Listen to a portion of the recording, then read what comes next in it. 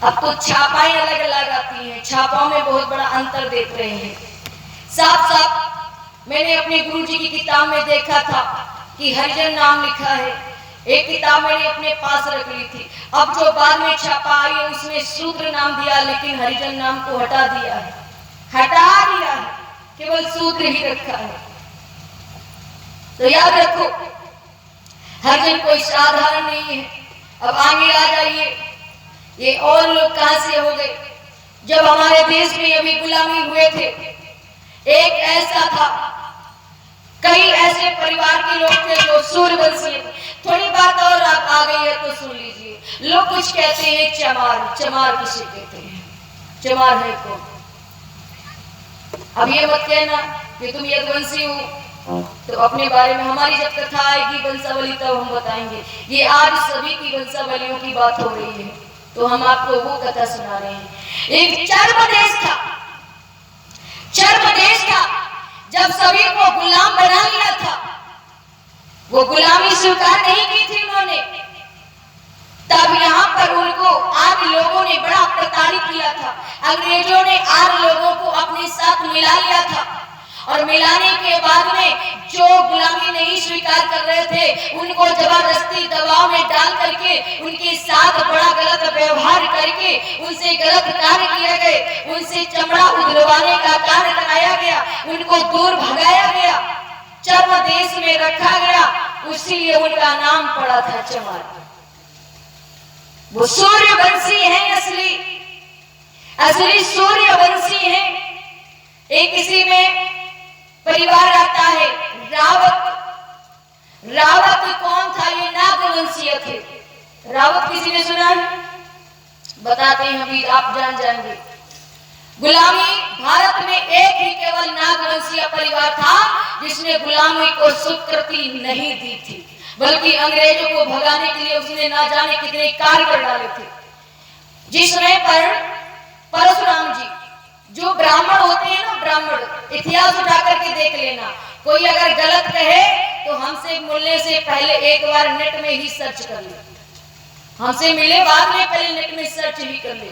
जो नागवंशीय थे वो कैसे थे? परशुराम जी की यहाँ एक गाय थी, जो चंद्रवंशी क्षत्रिय थे, वो परशुराम जी के साड़ू जी थे। तो गाय जब दान में दी तो गाय नाग अच्छे रत्न बनाती थी। कथा सुनी होगी आप लोगों ने, हम संक्षेप में बता रहे हैं, आप समझ जाना। दादाश्री आप लोग को इस चीज को मालूम होगा। वो गाय कई प्रकार के भोजन बना देती थी। तो उन्होंने विश्वेश्वरवा से लड़ाई करने की ठानी।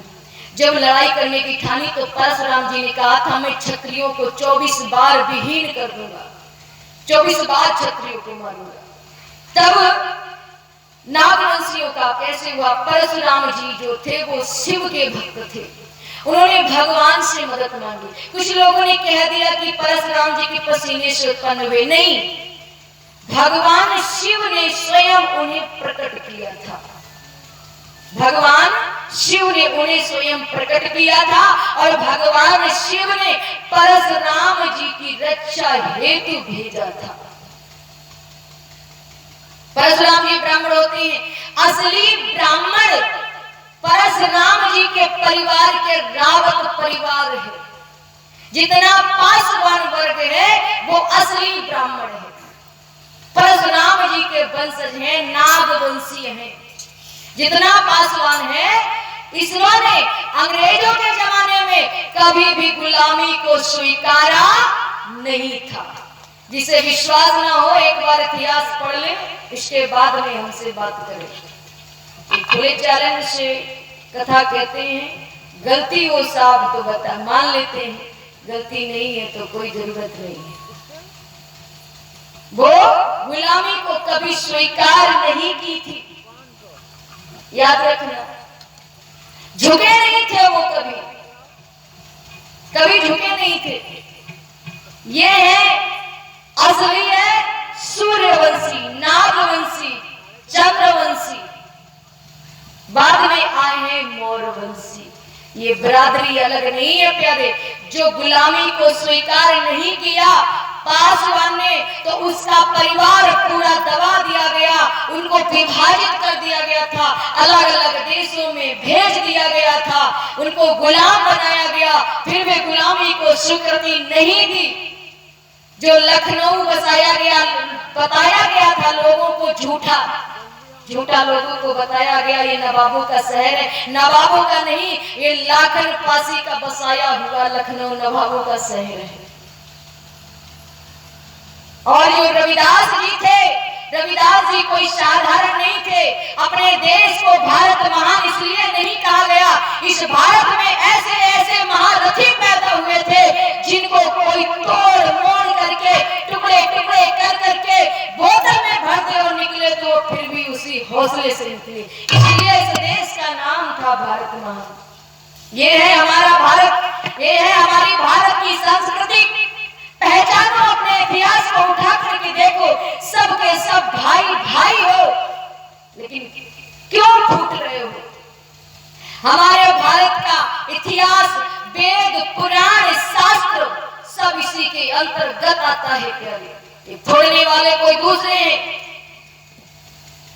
हमारे वेद शास्त्र में कुछ गलत नहीं लिखा है, लेकिन वेद शास्त्रों को जो लोग वर्णन करते हैं वो पर्दा डाल देते हैं। पर्दा डालने की कोई आवश्यकता नहीं है। महाराज रविदास जी एक परम ज्ञानी थे, इसलिए कहा गया है, कवि ने कहा है कि जाति ना पूछो साधु से, जाति ना पूछो